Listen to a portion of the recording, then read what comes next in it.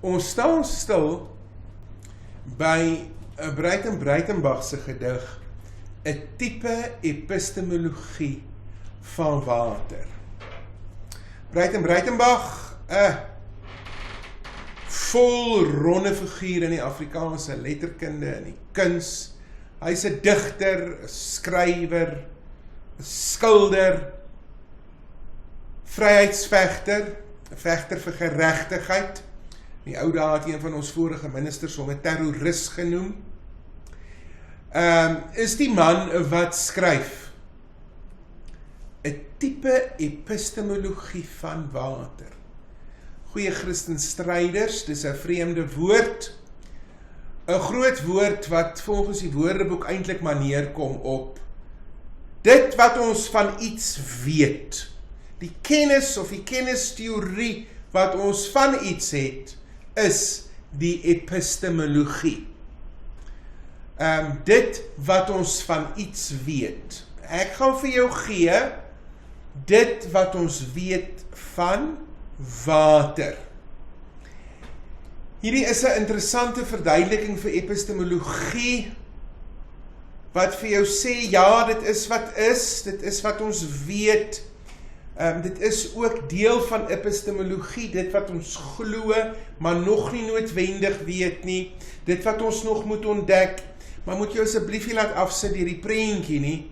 Ek wil net vir jou verduidelik, dit wat ons weet van iets, is die kennisteorie, die kennissubjek, die som totaal, die kennis, die epistemologie van iets. Nou, hy praat van 'n tipe epistemologie van water, nie 'n tradisionele epistemologie van water nie, want hoe ken ek en jy oor die algemeen water, nee?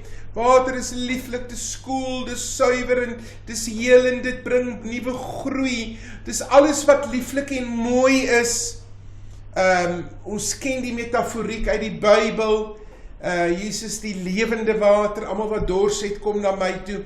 En water, die tradisioneel, is die wonderlikste ding. Dis reën en dankie en ons gaan groei en ons is skoon en ons is nie vuil nie. En hy sê, ja, dis die tradisionele epistemologie van water. Ek gaan vir jou 'n anderste of 'n nuwe prentjie van water gee. Daai een wat jy normaalweg nie met water assosieer nie. Dis hierdie beeltjies wat ek en jy nie ken nie, wat hy in sy gedig wil uitlig.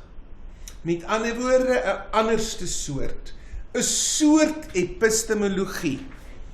Die gedig begin, die hemel was somber suf van die gietende reën, skeef gearseer, gebuig deur windstrome.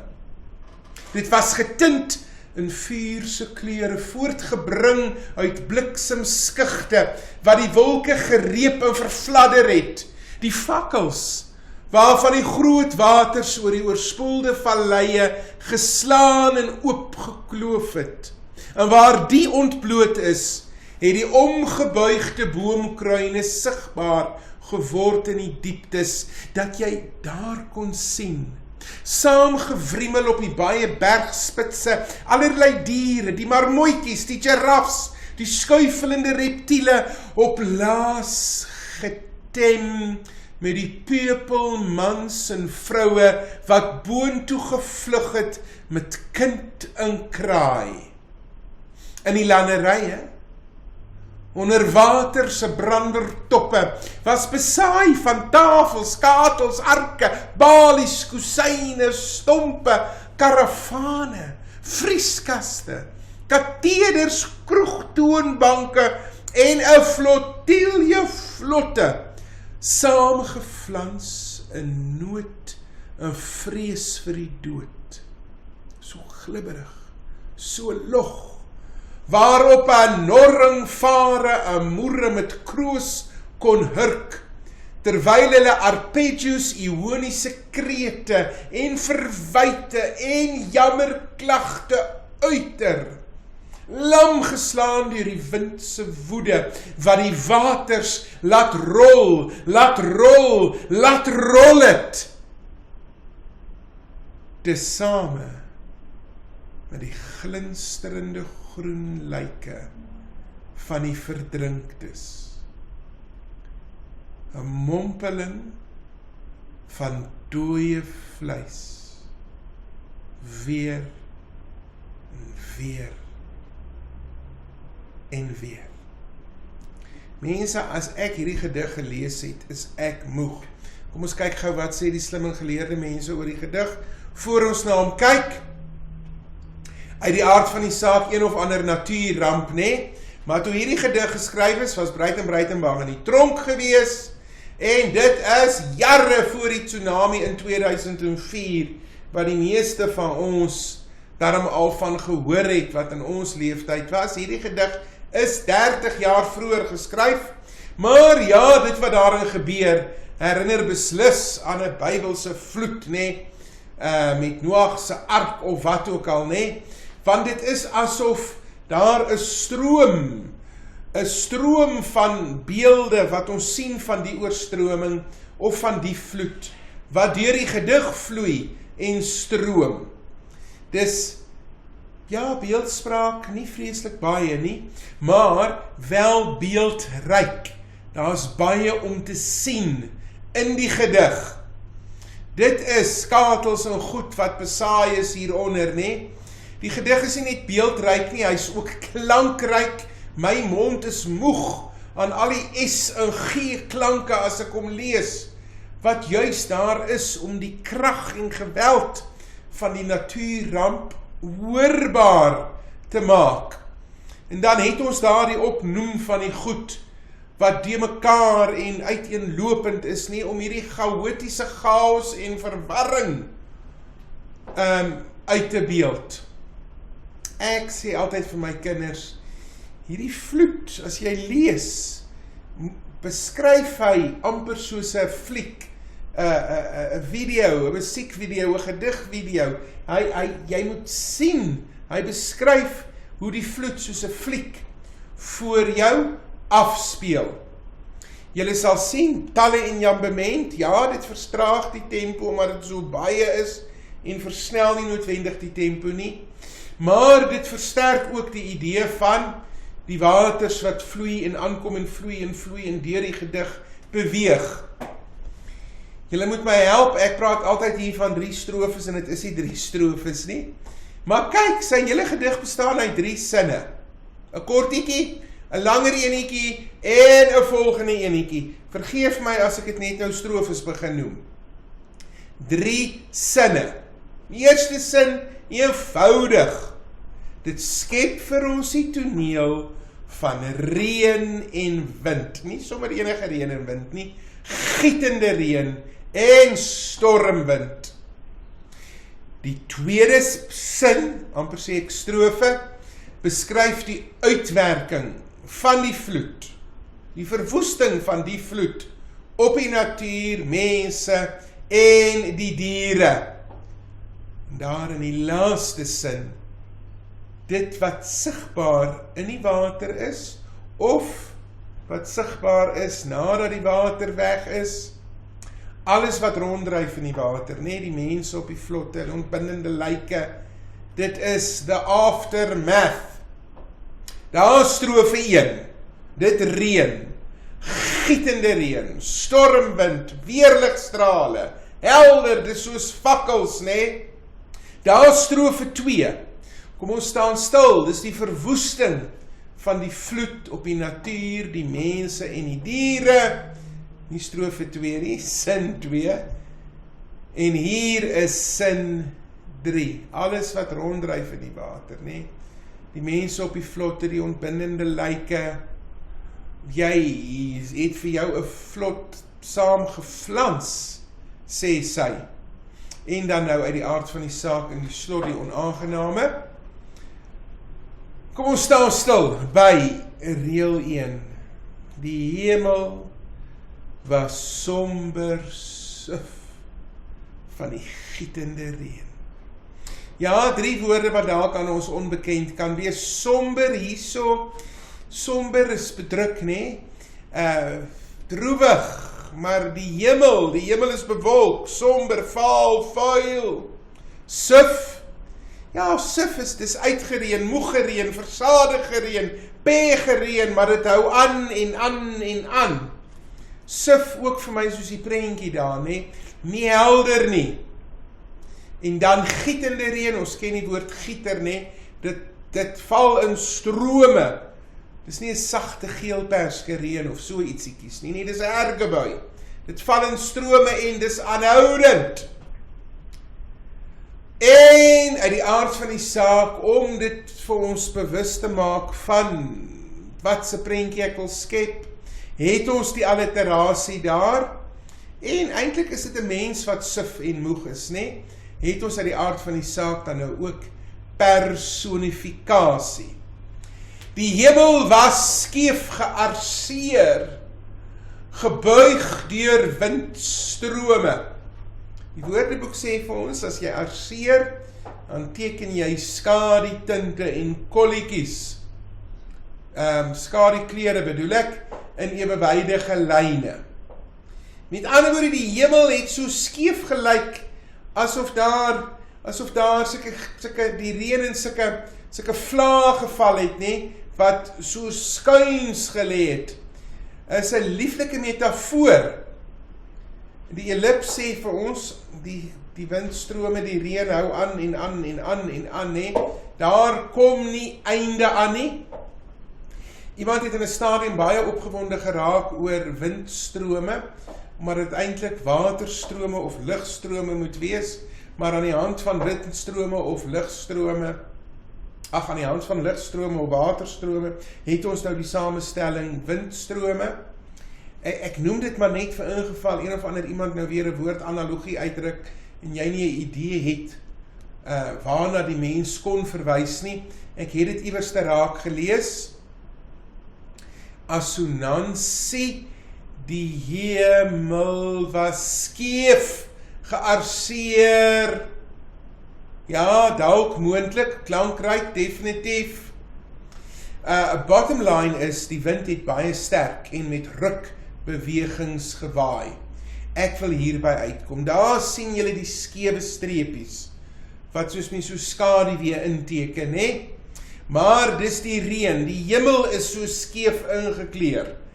Dit is soos die reën, soos wat die wind die strome waai en vat. Behalwe dat die wind die hemel so gelyk het, was dit ook, dit was getint in vuur se kleure. Ja, ons dink alle bliksemstrale en weerligstrale is helder wit. Jy, daar is nie gefotoshop nie. Dis weerlig getint, die hemel getint, ingekleur, in vuur se kleure. Voortgebring, wat het hierdie kleure gebring? Die bliksemskugte, die weerligstrale. Dit was getint. Wat is dit wat getint was? Uit die aard van die saak, die hemel in die vorige sin en die wolke is getint. Ek hou daarvan. En nou praat ek nog nie daarvan nie. Ja, daar sy, kom ek praat gou daarvan. Getint is ook weer eens 'n kunstterm, né? As jy tint, dan verander jy die kleure. En nou het ons sommer hier kort na mekaar 2 woorde wat verband hou met die skepende kuns. Wat half ironies is, van die reën en die storm in ons gedig skep nie, hy breek af.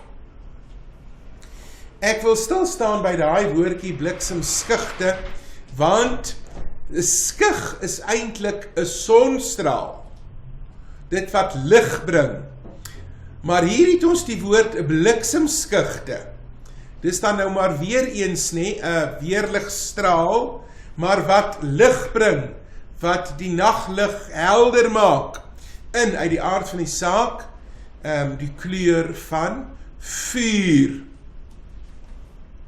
Die wolke is eintlik nou maar getint, dis so rooi-oranje, die hemel is rooi-oranje, soos ons bietjie vroeër daar gesien het. Die hemel is ingekleer.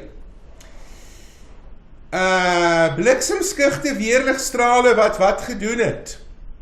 Wat die wolke gereep en verfladder het.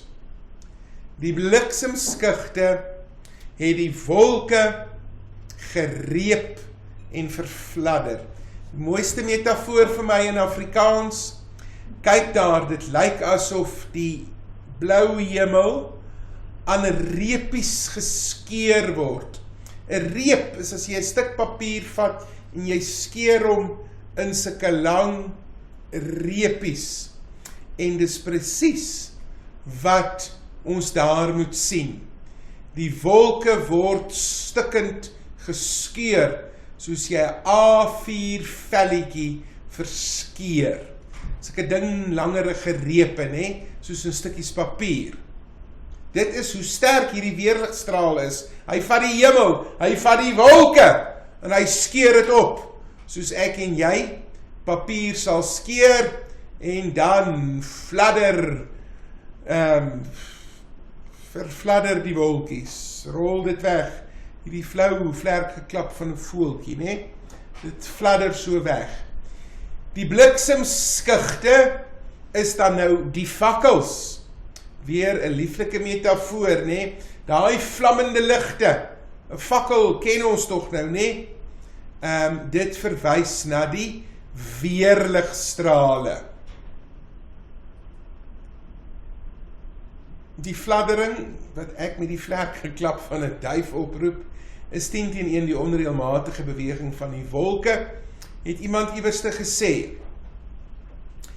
Die fakkels, waarvan die groot waters oor die oorspoelde valleie gegaan het, daai fakkels, daai ligte, het groot water gebring, het reën gebring, het storme gebring, het vloed gebring, waarvan die groot waters oor die oorspoelde valleie, en dis die naaste wat ek aan 'n oorspoelde vallei kon kom, né? Hier is die vallei, en daar is hy oorstroom, waarvan die groot waters, uit die aard van die saak 'n metafoor vir die vloedwaters, die watervlak het gestyg, né?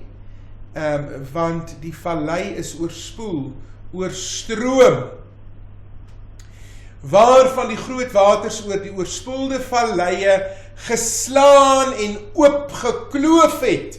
Hierdie vloed het geslaan en oopgekloof, gebreek, né? Dit het skade aangerig. Ons sien hier 3 aggressiewe werkwoorde, wat verwoes. Die groot waters het baie skade aangerig, my oukies.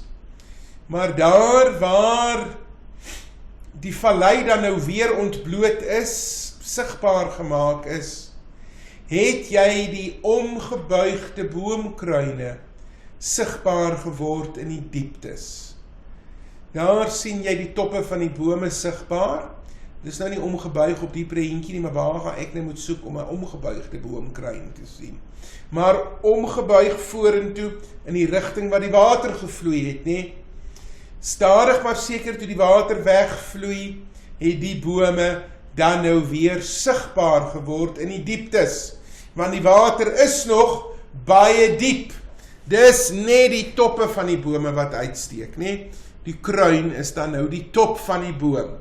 En daar, in die toppe van die bome, daar kon jy sien, saamgewriemel op die baie bergspitse, die water het weggevloei, die vallei het weer sigbaar geword of die bergspits, en nou sien jy saamgewriemel, spul diere. Die diere het dan nou saamgebondel op die bergspitse. Die tsunami in 2004 het ons almal gewys daarop dat daar bitter min diere dood is. Hulle het voor die tyd geweet dat dit aan die kom is en op die toppe saamgedrom.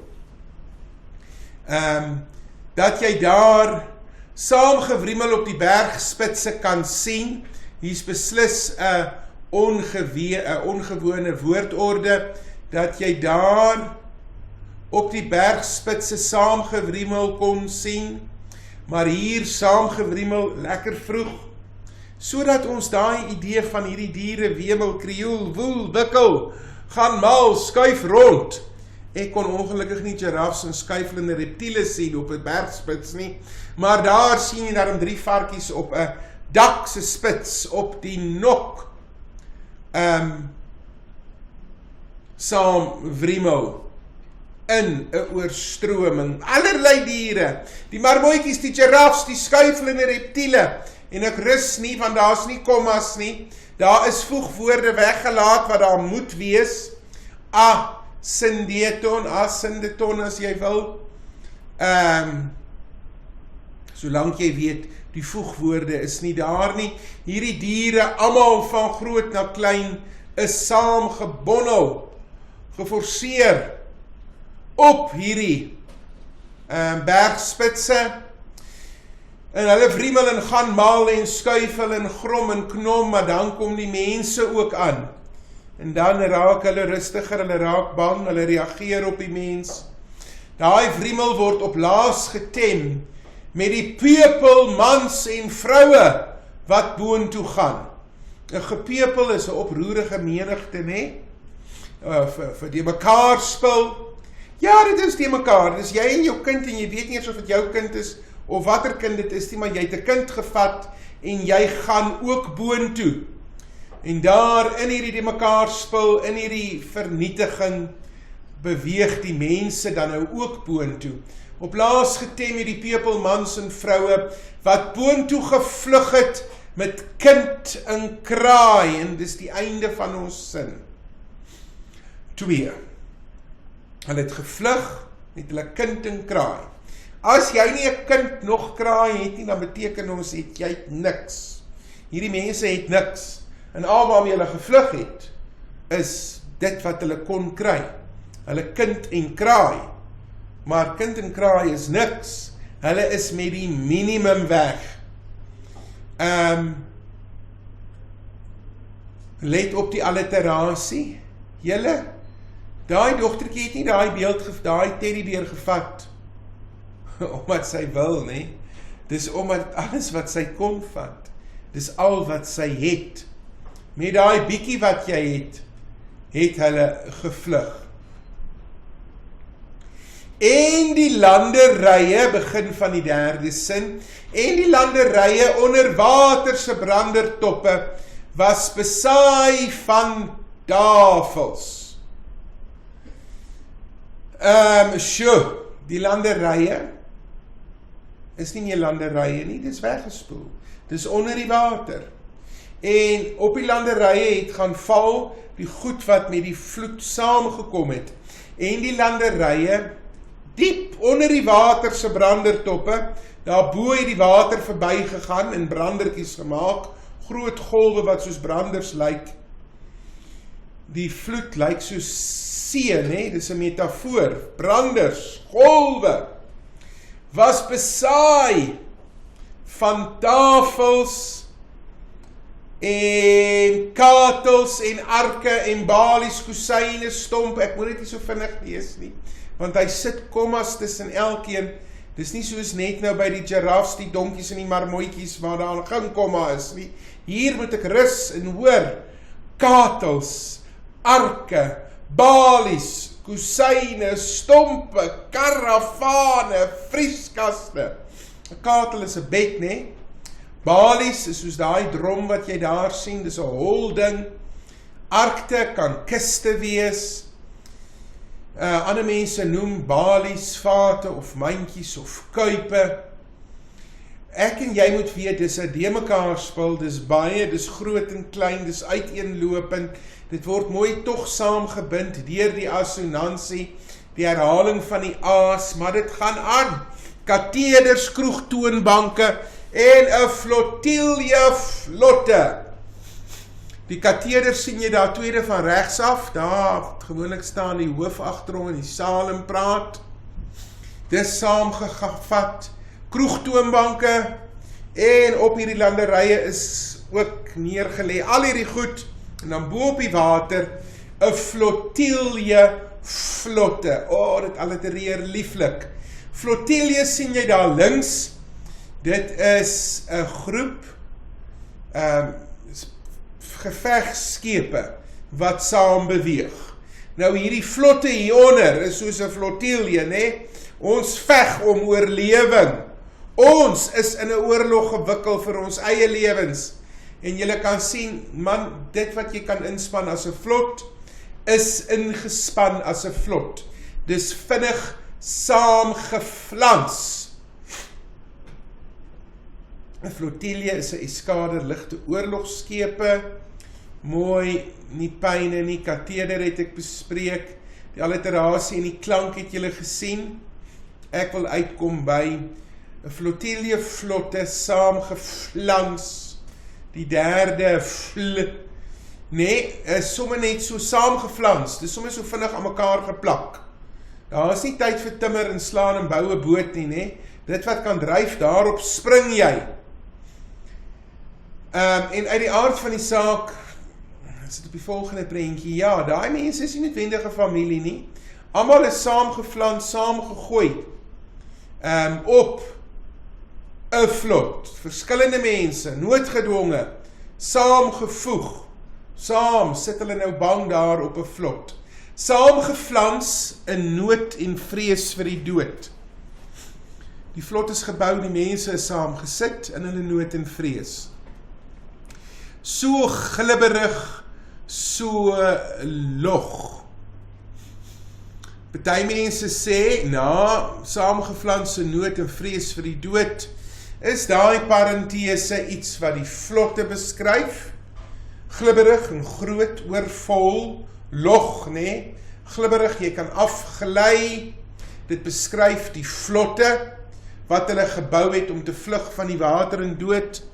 Ander mense sê, so glibberig, so log, staan direk na dood, saamgeflanse nood vir vrees en vrees vir die dood, so glibberig en log, dat dit uit die aard van die saak die dood ook kan wees, wat glibberig en log is.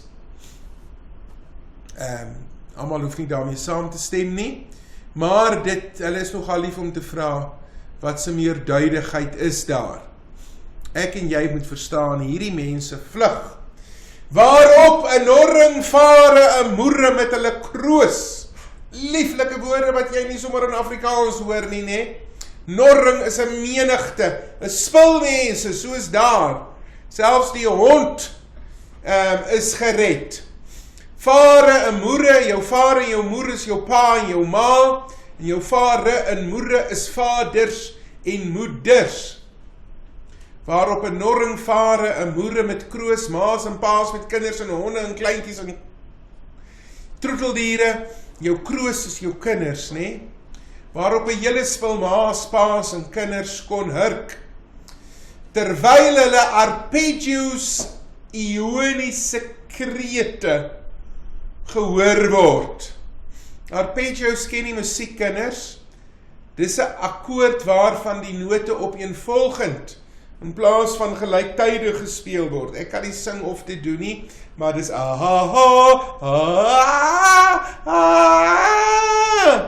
dis hierdie mense wat gil.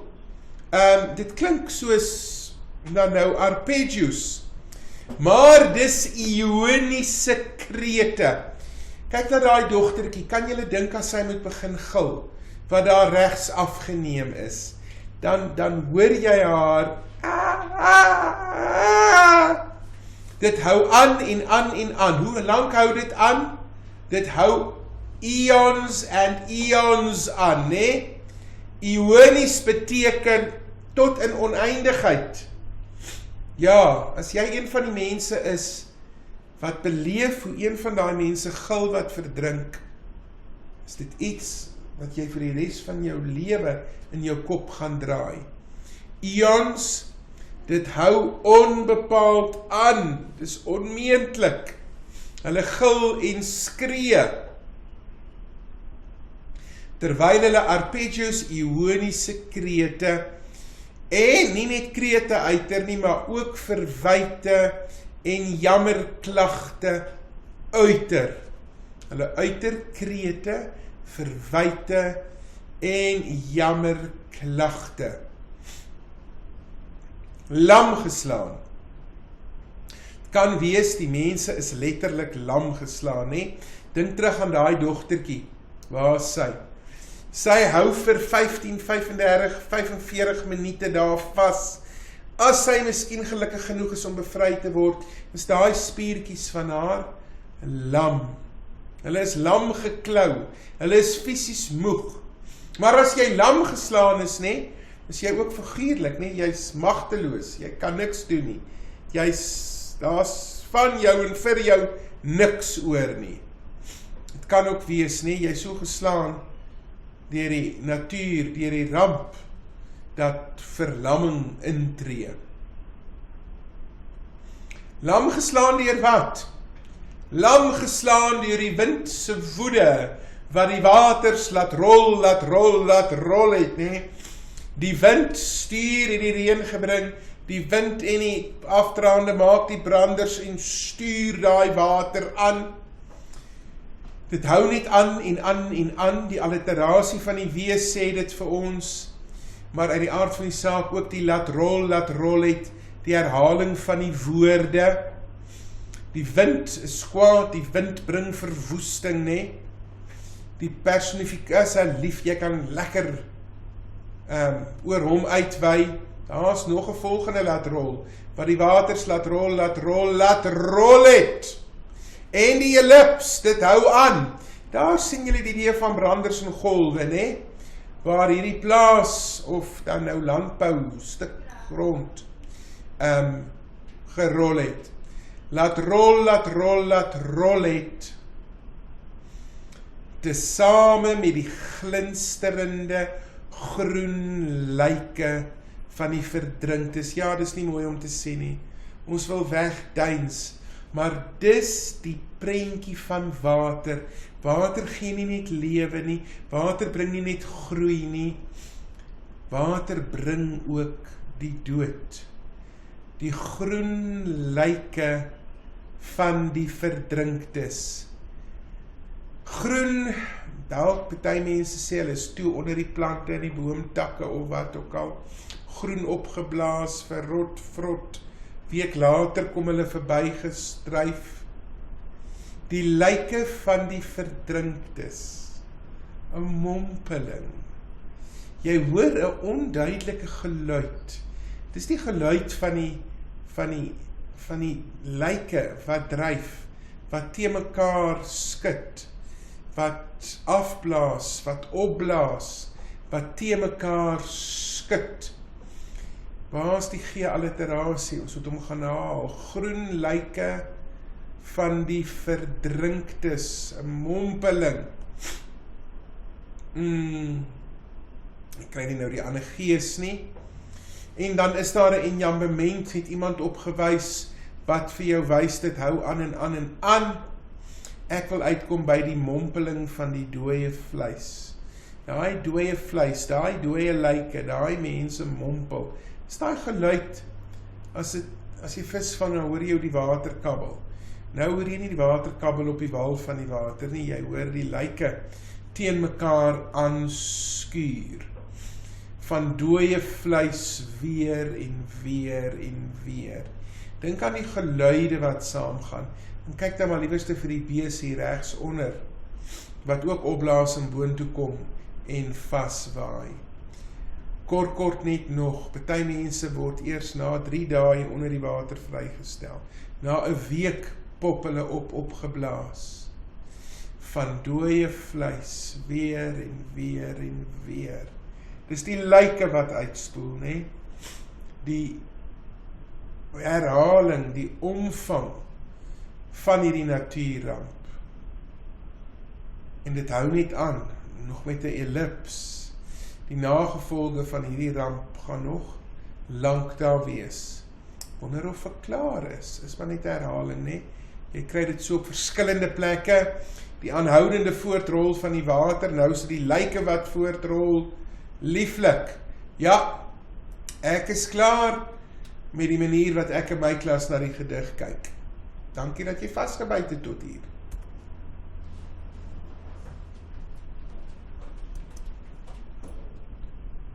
Ja, maar jy is vinnig.